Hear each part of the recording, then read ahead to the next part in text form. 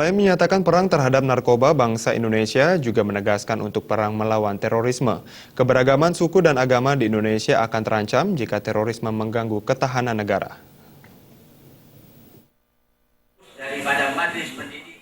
Diskusi ini juga dalam rangka ulang tahun Pemuda Muhammadiyah ke-84.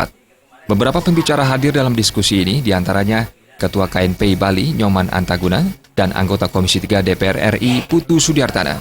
Menurut Sudiartana, terorisme menjadi salah satu ancaman serius di setiap negara. Bali dan Jakarta telah menjadi korban kebiadaban aksi teror yang telah merenggut banyak korban jiwa. Terorisme juga mengancam kebinekaan bangsa Indonesia dan khususnya pluralisme di Bali.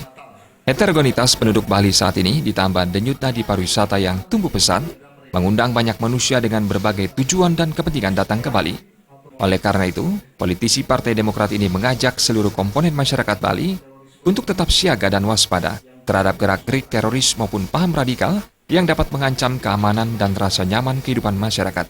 Untuk itu, Sudiartana menyambut positif inisiatif Pemuda Muhammadiyah menyelenggarakan diskusi publik ini untuk saling memberi informasi sekaligus menambah ketebalan rasa nasionalisme sebagai benteng untuk membendung masuknya paham-paham radikal, termasuk terorisme. Masyarakat yang tinggal di Bali kan ada saudara kita Kristen, Muslim, Hindu, Buddha, dan lain-lainnya. Mesti harus saling menghormati dan berkomunikasi.